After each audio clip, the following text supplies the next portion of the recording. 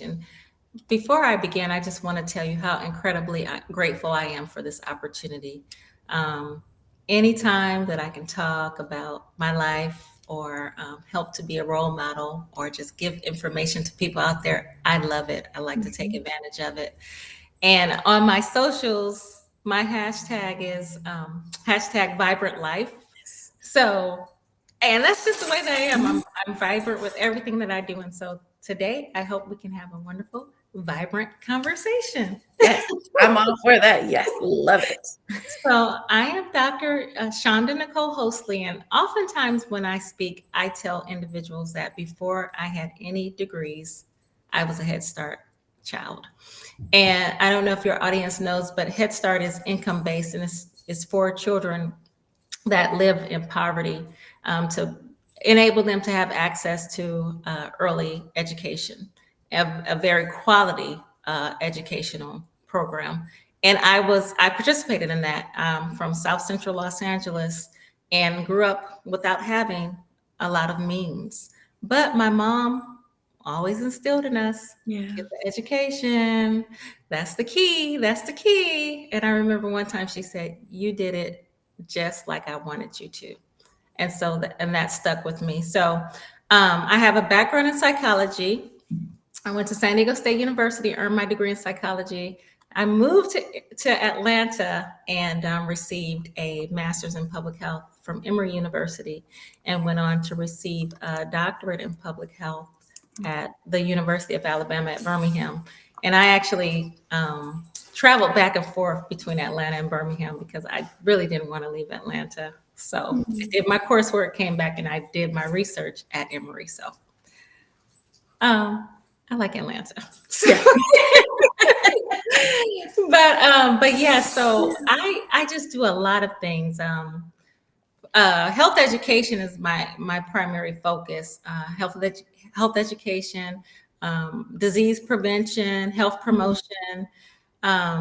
I also teach. I'm a university professor for Nova Southeastern University, and then I just like to give back to the community. So that's pretty much it in a nutshell. We'll talk more as we go, Yeah.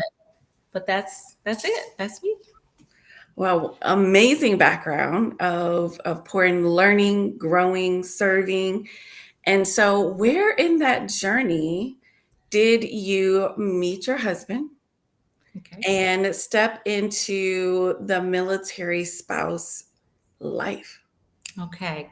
Thank you for that question. So I actually had my children a little bit later in life because I was just always like really focused on my career.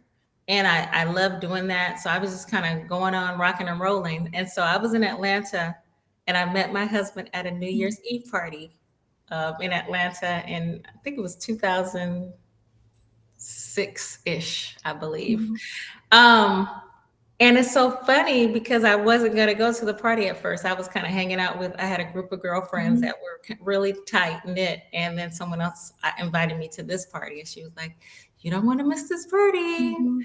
And I was like, "Okay." And I did not want to miss it because that's where I met him. Yeah. So he was on break. It was the holiday. He was on break and I was, doing my thing. And so we met and formed a relationship, long distance relationship, and eventually got married and moved together. Wow. Well, I mean, because you were, I mean, you got an amazing career. I mean, the level of education, and there takes a lot of intentionality, right? Where you're building the classes alone, the amount of work that goes into earning one degree, let alone that you're going on and you're earning your doctorate in that space. And then when you add other dynamics to doing school, which by itself is a lot, those Mhm. classes, all the things that you have to do to earn, and the sacrifices that come along with Yes. earning your degree and building a career. And so, you're married, you're a military spouse, and then you're beautiful girls. So you're a mama of two amazing young ladies, Yes. and in there. And so when you think about, and you're also the owner. Halo for Families. And can you share a little bit about what is Halo for Families before we start getting into a little bit more of the conversation? Okay, sure. So, and actually, I might, this might precede some of the other questions Mhm. that you have, but We're there's okay. like background to it. So, I want to just go back a little bit. So with with everything that I was doing, I actually I was I did some pediatric asthma research, certified asthma educator. So a lot of everything that I do is pretty much community focused, Mhm. disease prevention focused, and focused on children and the family. Yeah. And so, and those were just like those are the three through lines into like in everything that I do. And so what happened was once I met my husband and moved from Atlanta to San Diego. He was stationed in San Diego. I'd been working for different nonprofit Mhm. organizations or universities. I actually was working for San Diego State University and was offered a full-time position and things like that. But it all changed Mhm. when Savannah was born. That's our first daughter, Savvy. I call her Yeah. Savvy, Savannah Nicole. Savannah Nicole. Yeah. Yeah.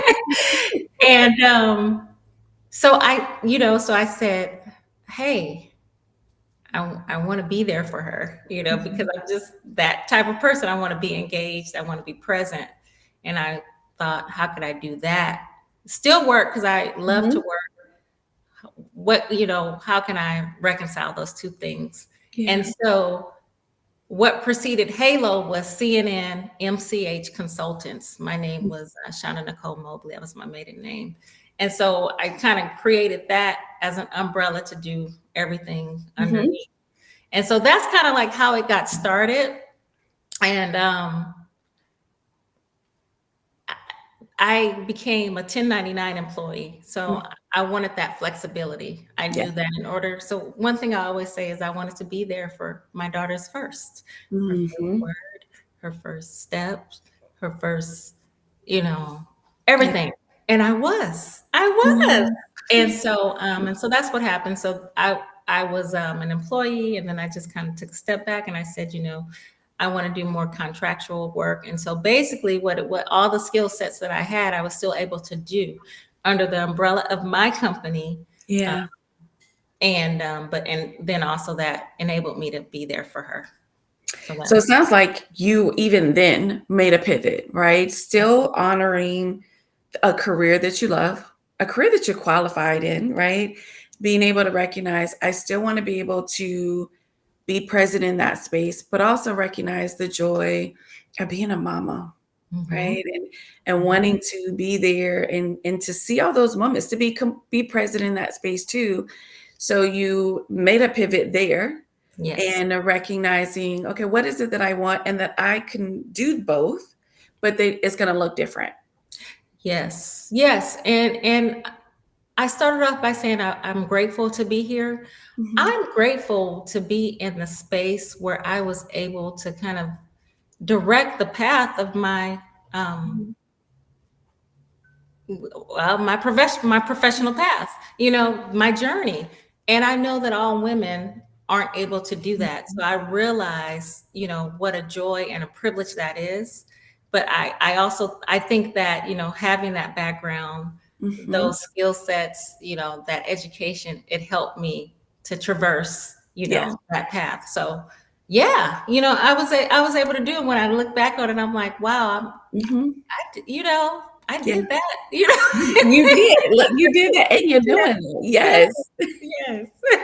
Yes. Now, was entrepreneurship always something that you had considered? Was it It a was new? No. never something that I considered. I actually wanted to go the traditional route of being a university professor. That's what I Mhm. wanted to do. Mhm. Wanted to do the tenured track of being a professor. And one of my mentors, though, I saw her career Mhm. and saw how much she had to dedicate to it. And I said, I want to do it a little bit differently. And so she's a great mentor. And it also helped me to realize, though, that I just wanted to do things just a little bit differently. Mhm. And also, that also came about. I'm going to get a little personal. Before Yeah. I had Savannah, I experienced a stillbirth. So Mhm. Savannah's my rainbow baby. Oh, And so that just, yeah. that was more cathartic. Is It was like, okay, I have birthed this child to term and Mhm. I want to be there for her. Yeah. So that coupled with just knowing that I just wanted some of that freedom Mhm. and flexibility, it led me to the path of entrepreneurship, but I hadn't thought about that at all. Mhm. Well, Mhm. thank you for that vulnerability and sharing Yes. that part of your story. And it is, we have pathways. We think, okay, this is going to be the journey, and I Hmm. relate so much to what you're sharing. And then there's the and then, right? Like Yes. something that happens in life that reshapes, or helps you. You might have to pick a different pathway, a Hmm. pathway that you didn't initially plan that still turns out to be a good pathway. It's Yes. just different than what the original plan was, right? Yeah. Um, Yeah. and And so that shows flexibility, mhm, and the ability, like you said, to pivot. And that's such a good quality to have. mhm, yeah. Yes. So you have your daughter, you're Hmm. enjoying mom life. You Hmm. are also in San Diego, different kind of pathway, careers looking a little different, military life. And so when you were in all of this, how did what you currently have now, Halo, because you're also an author. Yes. And so, how did that come about in the midst of all of the responsibilities and roles that you had at that time? Yes. So, and that's, yeah. So Savannah was an infant when Savannah was born. My husband, I think she was probably like maybe a month or two. She wasn't very old, but my husband had to go out to sea like soon after she was born. Mhm, mhm. And he was so concerned. I could see it, Yeah. and he's like, just very hesitant about leaving her. And, although she was younger, something kind of resonated in me, like, I could use this as an opportunity to educate him and Mhm, educate others. And so that's how I developed the book. It's called Savvy Sunshine, Will You Remember Daddy When mm, I'm Out to Sea? A salute to all Navy dads. And it talks, I mean, because I've done some mhm. things in early literacy, so it includes rhyming words and things like that. But it also talks about concepts that mom will do with child to make Yeah. sure he is remembered and Mhm, revered. And that was like such a wonderful opportunity for me to show him that, he's loved mhm. and valued, Yeah, and then also to give to the universe. And so it's a great book. And Savannah's a senior now, so that yeah. was a long time ago. But it was an opportunity for me to use my skill set, Mhm. to create this resource for others, and that was under the Halo for Family Yeah, umbrellas too. So on my website, that's one of the resources that I provide yeah. that's provided to people if they need it. Um, and so he was out to sea, and so my tribe, I mentioned that I was in Atlanta. My Mhm. tribe was still in Atlanta. Although I'm from California, I'm from Los Angeles. And so my mom lived in Los Angeles, but we're in San Diego, and my mom was still working and everything. So it was kind of just kind of Yeah. like me. Mhm. And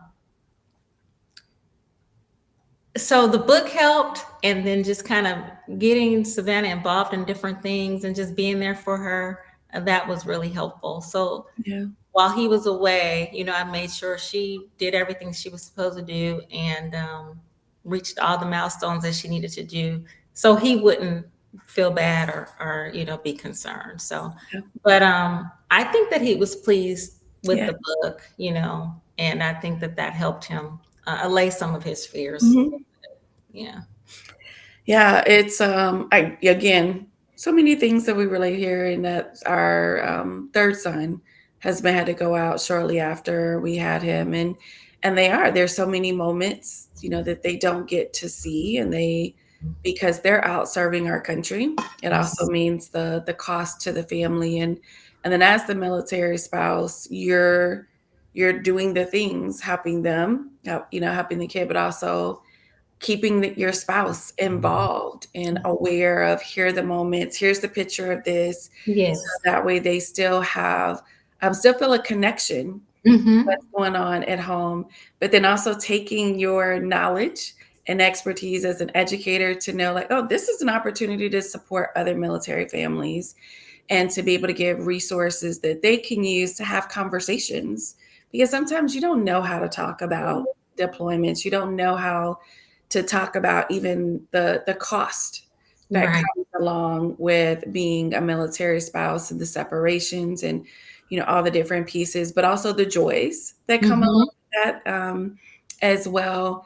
So when you think about going through some of those different changes and you look back at your experiences, what was the biggest challenge in having to pivot? Not just maybe with your entrepreneurship, but maybe in other seasons. What challenge did you have to that, and how did you overcome that? So, I, my biggest challenge, I think, so I'm going to fast forward because, we kind of worked through what we needed to work through. Hmm. Um, I'm like, I'm pretty resourceful. Like I said, I had my children like later in life. So I was pretty independent and able to kind of handle Hmm. things. But fast forward, we moved to Japan. We were stationed in Japan. I actually just got back from Japan about That's so 7 months ago. And so, and so I had I had never lived overseas, right? amazing. And somebody said, I remember this so clearly. They said, "You're married to someone," and I never considered it. You're married to somebody in the Navy. You never thought you'd go overseas. And I said no. And Hmm. so personally, that was a challenge because I had to prepare myself for it Yeah. because I do so much in our community Hmm. and just so engaged. And so there were some things I had to give up. Yeah. Um, and then the girls were in school at the time. Savannah was supposed to start ninth grade here, and Aaron Hmm. was in elementary school, fourth grade, I believe. And so we had to kind of talk about all of that. So that was a major challenge. Yeah. That said, and work was booming because Mhm. Halo has been around for Yeah. a while, and I just keep getting contracts. I have staff members that work for me now, Yeah. and everything, and so I still had to Hmm. maintaining that while being present, and this time for my husband too, because Yeah. I mean for the husband all the time, Yeah. but this was a little different because he's going away too, and what do you call it? Something advanced forward deployed Hmm. Yep. ship. So he's always on, so it was just a lot. And I think, and at the time I had taken on another contract. So Yeah. back it up a little bit. One thing that happened to give me more stability in my job, I got a long-term, I secured a long-term contract with the National Medical Association. Oh, so good. Yeah, Yes. and I've just been able to do more and more things Hmm. through them. And so I had just taken on a national position while Yes. doing the regional stuff and the local stuff that I do here. Hmm. And I let the my executive director know, hey, I'm going over there. So I tried to set up some boundaries with phone calls because we're basically like um Hmm. 12 hours, Yeah. Time what difference. Yeah. yeah. So if I were to take meetings in the morning, it'll be their night and that Yeah. kind of thing. So if I had meetings at a certain time, it'll be fine. But all of that got blurred. I started having to have meetings in the middle of the night, Oh, wow. meaning, and it was just too much. It was just too Hmm. much. And so that became a real challenge. That and then, having to deal with the girls and be there Hmm. for my husband. It was a lot, Mamie. And Yeah. so I had to take a step back. It's like I can easily get overcommitted Hmm. because I just one time somebody told me, that's just my personal circadian rhythm. I just go, and Yeah. it's I love it. I thrive off of that. I thrive off of being helpful, Mhm. making a difference and all of that. And so, but I just had to take a step back and let some things go and delegate some things to others. Mhm. That's difficult, but I had to do it because it was becoming too much. Yeah. Yeah. And recognizing that again, sounds like you, like many of us, you're pivoting again, and this time being able to let others step in to help, Hmm. being able to say no, which is hard when you have to say no to something you love Yes. and something that you're good at, you're passionate about, but also recognizing what is my capacity Yeah.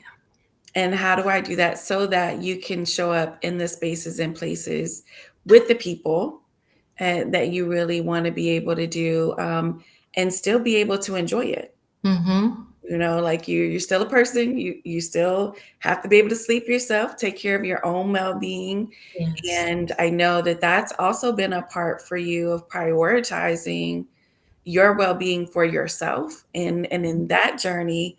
And so it's been a privilege to watch how you've shifted and prioritized. And like when I see you, I'm like, oh, you know what? That's a good reminder. Let me go walk. Let me go move. Yes. Yes. So when you talk about that hashtag vibrant life, I really love one, that word, because it is such a um it's more than a reminder. It's like a call to action, like, oh, what kind of life do I want to live in this moment? And how do I want that? And then I have some control over that space. And so watching you really prioritize the well-being and for yourself has been a pivot as well in that.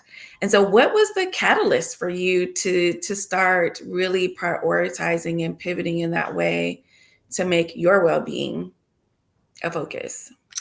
Yeah. I mean, so, and I believe that you're referring to the significant weight loss that I experienced in that and just my life. I love it. Like the Zumba, Okay. Yes. you're doing the Zumba. I think Right. it's Right. how intentional that you've Absolutely. been in mental well-being, like, and also encouraging, yes, moving your body, but Yes. also like, how are you living your life? All of that. How are you being present? What are you doing to actually enjoy the way Yes. you're living? Right. And so that part for me has been good to make me I think about it, I'm like, oh, am I living to the fullness Yes. of what I want in this season and things? Am I making space for the different areas of well-being, which is important to me? So that has been refreshing. Always, anytime I see, like, oh, it makes me smile when I just see again that how just vibrantly you're choosing to be present I in got it. your life. Okay. Yeah, and the Yes. privilege that you're sharing that with others. So Yes. So, okay. Got it. I'm here. So, Mhm. one thing, I mean, I joke with the girls. I say, I'm an influencer. That's like our little joke. But Yeah. even before social media, I was a person who shared Mhm. information with people. And I would do it at that time, like through emails. Yeah. And it was because I just feel, here's the thing, I feel like I wasn't supposed to be here. I really do. Mhm. Um, because of my background. Mhm. Um, I have parents that actually did not raise me. I was raised Mhm. by someone else.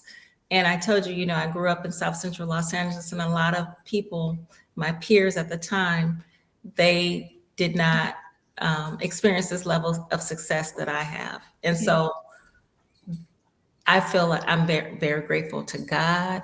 Um, Mhm. I'm just very grateful to be in the position that I am in. Yeah. And what has always, I believe my purpose in life is to influence Mhm. children and families, but children Yeah. primarily. That's what kind of gets me going. And so one time, when I keep going back to saying, I had children a little bit later in Mhm. life, but one of my friends said, that's going to keep you young. And I believe that because it's like, Yeah. I want to be healthy for them. I'm a Mhm. health educator. That's part of what I do. But it's like I really want to be a good role model for Yeah. them.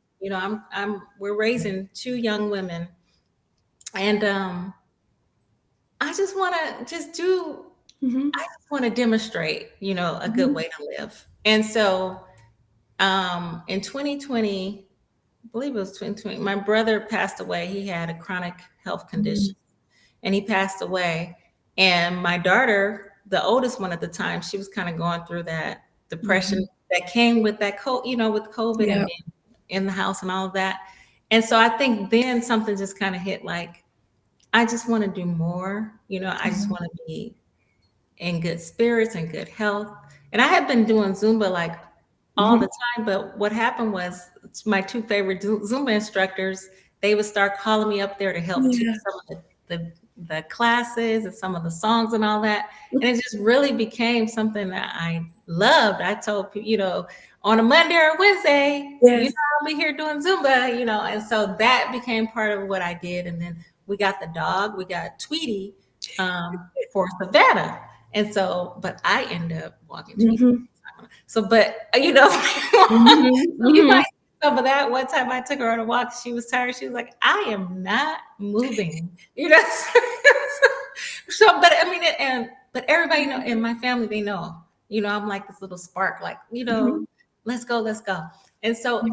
part of it is just who I am. Part of it is just being. I keep saying the word grateful because that's the how I feel. Just being. I feel like I'm indebted, like to my mom who raised me. I feel like I feel like I need to give to others because so much was given to me. Mhm. And so that's what kind of leads me. And so, yeah. And sometimes I'll hear people say, I saw you doing this, I saw you doing that. But that's just pretty much me, Mhm. and I want to, I share and I Yeah. like to share the positive. There's so much negativity out there. So I Mhm. just want to do my part in adding to like the positive Yeah. space. Absolutely. Yeah. Well, and if anybody gets a chance to meet you in person, they know who you are and what Mm-hmm. you show online is the same version Yep, you're that's going to get and I think mhm. that's just a wonderful, and you said the word spark, and I think that is what makes it so contagious, Mhm. because it is that spark, not for other people to do what you're doing, but what does this look like in your life? Yes. What is the way that you're able to do that, and the way you steward that influence, right? Yes. Because we all have an opportunity to steward the spaces and places where we do have influence, and what we do at that time, what we do with the spaces we're in, whether that's online or interacting with people in person. How well are we stewarding that? Mhm. And being able to recognize our own responsibility in what we're bringing into the world. And so if we're able to bring some joy, we're able to bring some of the goodness and positivity, what a privilege that is, right? I agree. One of my mentors told me to use your influence wisely, use it for good. And and I agree with that Mhm. 100% because we do have some level of influence, Yeah. all of us. And Mhm. then and like I said, I know that people are watching me, and it's funny that you said that because one time somebody said you are the same person. Mhm. You don't smile all the time. I know, but yeah, Mhm. this is genuinely who I am, Yeah. my authentic self. Yes. So wonderful.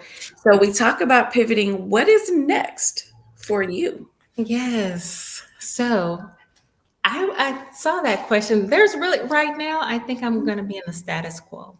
Mhm. We just had this major life change Mhm. to Japan and back.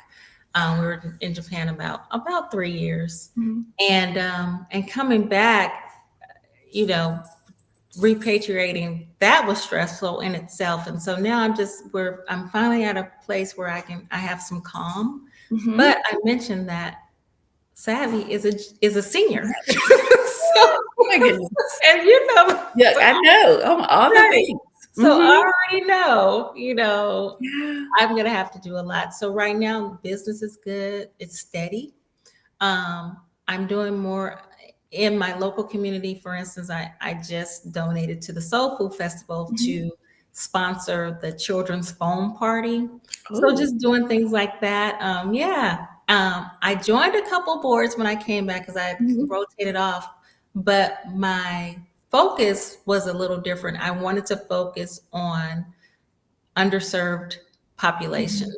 And so I am now on I'm a community advocacy board member for ECS for Kids, and they implement the early Head Start and Head Start program Mhm. in Florida. And then I'm also a I'm a board member for Take Stock in Children Clay.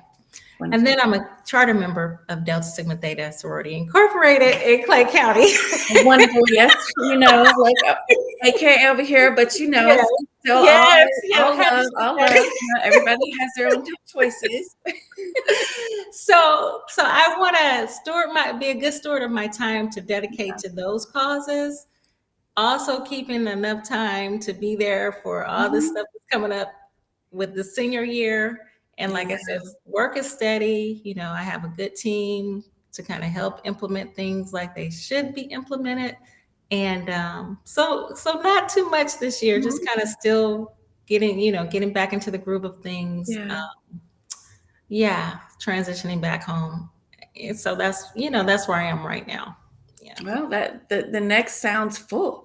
Yes. It sounds very full and in meaningful ways, right? Of all the things that you're about to embark on a new chapter for your daughter. Yes. And that senior year, we just had one of ours graduate and Yeah, have one that's a junior this year. So I understand, and it's all the things that go along with that senior year, but also that transition for them into that next stage of life. And then the blessing of that, yes. the blessing to see them be able to get to that stage and to be able to go into that. And so my kids always get on me about crying. I'm like, I'm never, it's not sad tears. I get so full of Mhm, gratitude and mhm, praise, and I'm mhm, just like, ah, what a mm. blessing this is. Like even now I'm like, oh, I um, know. I can feel but it. what a blessing it Yeah. is to be able to witness this and to Yeah. be there. And so I'm like, I want to take it all in, all the moments, all the hugs, all the kisses, and to say yes to watching them. For me, boys, watching them step into manhood, and Mhm. just like, ah, this is a blessing. I get it. Yeah. Yes. Yes, I totally concur. Yeah. I'm also a mom and Jack and Jill. And so coming back, Savannah was able to transition right into a leadership Mm. role with the teams and Oh. everything. Just watching her thrive and then just hearing from other people, Mhm. you did such a good job. I Yeah. think that's all any mother wants to hear, you have Mhm. raised a productive citizen, and I hear that we have two daughters. I Yeah. hear that with Erin and Savannah, my yum yum, I call her my Yes. yum yum. Yum, yum. Oh, yum, and I'm like, that's it, Mhm. that's what I wanted. So Yeah. I'm excited. Yeah, so I'm Yeah. just gonna. I mean, I still do a lot. I also raise monarch butterflies. Oh, butterflies Garden and gold. garden. Yes. And that was just like a happy accident. Yeah. So I told you that my brother passed away, and it was during COVID, the height of COVID. I was unable to go. Mm. He was cremated, but I was still unable to go there because that's when we didn't have Yeah. any answers. And so one of my friends said, "Why don't you, do a little like a stone?" And Yeah. I created a memorial garden in the Mm. backyard. And I did one for my mom till my mom passed away about maybe Yeah. 4 years before him. And I went to Pat's nursery. Shout out to Pat's, their nursery up here up the street.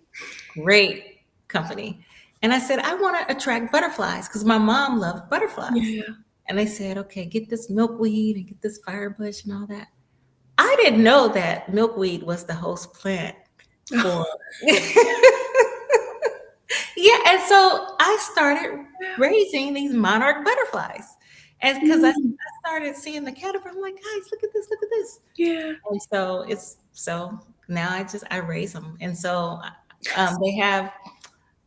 And I'm such a nerd. So, but they have like one. There's the wasp is like their enemy, Mhm.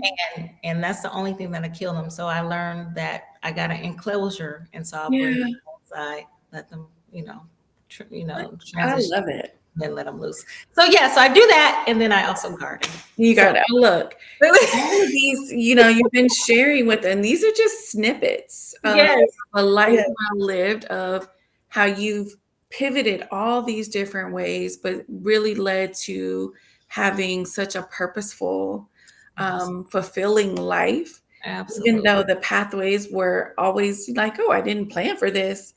But making those intentional decisions of, well, you know what, this is actually what I want out of my life. yeah, And yeah, so I really appreciate you sharing with us, and with those that are going to listen, just the snippets, and hopefully they will be inspired and encouraged to not just pivot themselves, but to find their own spark, to live their own vibrant life, and to steward well yes. the influence that they have where they are with the people and spaces and places.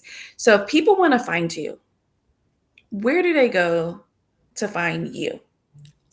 They can find me on social. I'm an avid Facebook user, Mm, Chanda Nicole, or they can go to Halo for Families on Facebook. And I also have a website, HALOforFamilies.com, because it is a for-profit business. yes. All right now. Okay. Well, And I I'd just like to tell everyone, have a 3P day: 3 p. peaceful, productive, and prosperous. Mm, Yes. mm. Yes. Yeah, I'm receiving that. Yeah, that's good. Thank you so much for Oh, your time. Oh, go ahead. my birth mom would want me to say, add prayerful in there. So I want to Mhm. give her shout out. Yes. All right. Yes. Yeah, absolutely. I really just appreciate your vulnerability in this space, and sharing and saying yes to this conversation. And like I said, you're out in the full space that you are in. And so I really appreciate that on my side. So Yes. thank you. And I look forward to our paths continuing to cross, Absolutely. and everyone. So thank you. Make sure that you're following along. I will be tagging all of the socials on there, so Okay. you will be able to follow along with your vibrant life. Yes. And Thank you. so thank you so much for just being who you are authentically in the spaces. And thank you. Thank you. Thank you so much.